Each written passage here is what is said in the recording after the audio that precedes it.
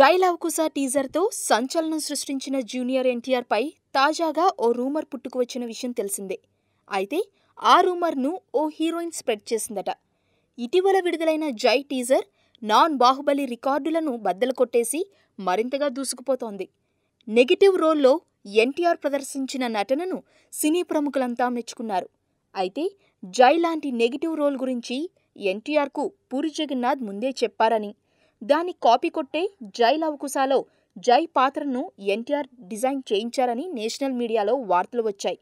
ఈ వార్త ఇండస్ట్రీ నుంచి బయటకు ఎలా పొక్కిందనే విషయం అప్పుడు తెలియకపోయినా పూరికి క్లోజ్గా ఉండే ఓ హీరోయినే ఇలా చేస్తోందని తాజాగా టాక్ వినిపిస్తోంది.